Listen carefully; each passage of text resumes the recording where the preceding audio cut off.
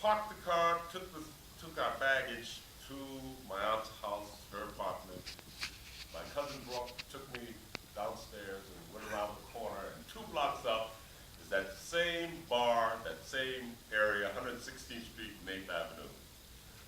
And I'm from Indiana, and there was a gentleman where Talkie is, and my cousin and his friend were here, and we were going across the street to go to a malt shop, and this guy had his head down to his knees in a nod.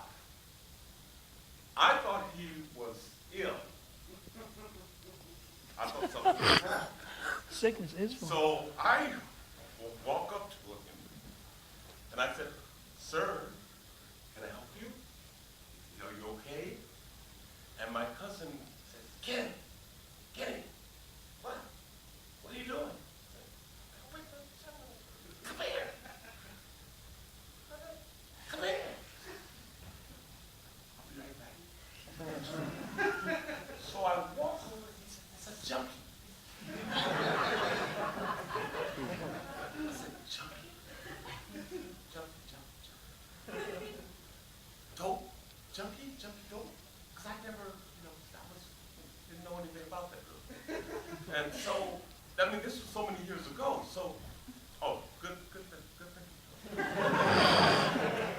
So, it was very strange to see American Gangster and know that at that point in my life, I was exactly in the exact place where all of that heroin was being brought from Vietnam by that criminal. And it destroyed. Ho Chi Minh? Yeah. Ho Chi Minh? No. Not that criminal. No, it was Frank Lucas. Frank Lucas. He was, do you know the story? He was shipping it in the casket back, the pure stuff. But as you turn that corner at 116th Street and 8th Avenue, where the bar was, where his headquarters was, from 116th Street to 112th Street, there were, I would say, 100 people milling around, and they were all junkies. I watched an entire community of people. You guys come from neighborhoods where you have 3 or 4 blocks, and you have young people in their 20s, 19, 20, 25, 30-year-old. They're going to work every day. They're pursuing their careers. They're doing whatever we do as young people, trying to make our way through the world. Well, I watched at least 90% to 80% of those people, young people, eventually either die from that drug, become addicts, and ruin their lives, or disappear. So that was the strange thing, that I lived and was active in that area and didn't know that Frank Lucas was supplying pure heroin from Vietnam to poison all of these people. And I had no idea that I was part of that kind of history. My first trip to New York, my first experience in New York, was to see a junkie. Not a black junkie, a white junkie. That was, it's a redhead guy. Yeah, I don't know. I'm asking. But I swear the guy had his head to his knees, and I didn't know. So that was kind of a strange thing when American Gangster came on. Some people asked me about it, and I said, wait a minute. I was there. Let's not talk about the film and Denzel and the performances and that kind of thing. I was there. I saw the actual thing happen. So that's one little story. Let me give you something else real quick. How much time do I have? Because that's the issue here. I wanted to have an hour or two, because I've really got a lot of stories. I've got some great stuff. I mean, some of it's humorous and some of it's fun. But, I find that I got 25 minutes? 20 minutes. 20 minutes! Okay, so this is what happened. All right?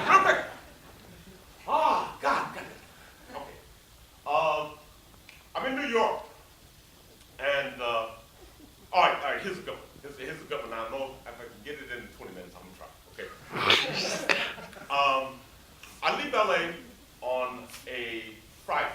I get a call Friday before I leave from my agent, and they say, Ken, Cheryl Frank says, Ken, they want you in Vancouver for a job, and I said, no, I don't want to do that because I'm going to New York. I went to Fangoria to do Fangoria show, the first convention or festival or whatever. But the Fangoria part was bringing me to New York that weekend. And there's a thing that happens in New York called the Jazz Bowl. And it happens around Grant's Tomb. And I know you guys, how many people have been to New York? Well, you know what I'm talking about, right? Right, this is wonderful, right? Grant's Tomb, you know, it's got all the bird crap on it, there's nothing up there. But they bring up a platform, they put a band up there, they put chairs all around, and people enjoy the music. And I said, this time, when I'm in New York, which is, where are you going, guys?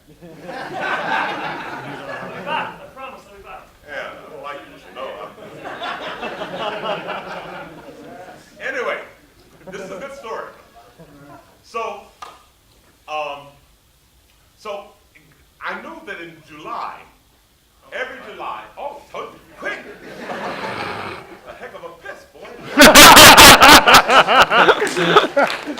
All right, so I knew in July that we would have, that Grant's Tomb was happening, that I would see a lot of friends that I knew in Harlem. When I got there, and at that time, I would see these friends at Grant's Tomb, and I wanted to make them.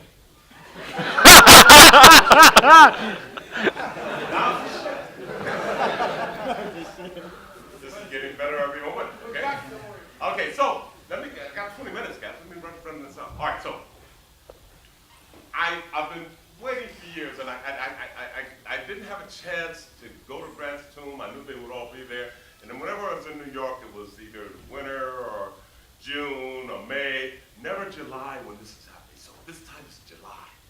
I'm going to see friends I haven't seen in 20 or 30 years before I became an actor. I'm going to see all these friends and say, hey, how you doing? What you been doing? What you been up to? You know, that kind of, bonding again. So Cheryl calls me and said, I said, no. I do Fangoria. I go visit friends. The next week on Wednesday is Grant's Tomb, the jazz, whatever. Cheryl calls, so I leave Fangoria in Midtown, and before I leave, I call my friend Steve. And Steve says, what you doing again? I said, I'm going to hang around New York. Where are you staying? I said, I'm probably get a hotel or something. He said, no, listen, I'm going to Virginia Beach. Why don't you take my place? Well, Steve had a place on 15th Street between 2nd and 3rd Avenue, penthouse apartment overlooking then the Twin Towers. This is a penthouse apartment with a balcony all the way around. Against that. This is a partying place. This is great. I said, great. So I have three lovely friends of mine. And I went to the apartment, got the key from the doorman, went upstairs and popped the champagne, and we started to party. And we partied Sunday night, and Monday I get a call from my agent and said, Ken, they really want you in Vancouver. I said, what kind of role is it? He said, prisoner role. I'm not playing any more damn prisoner roles. I said, but Ken, I said, no. She calls me back later that night. Ken, they have given you a role as a prisoner guard. You have a romantic interest. They tripled the money. You've got to take this job. So I'm going, oh.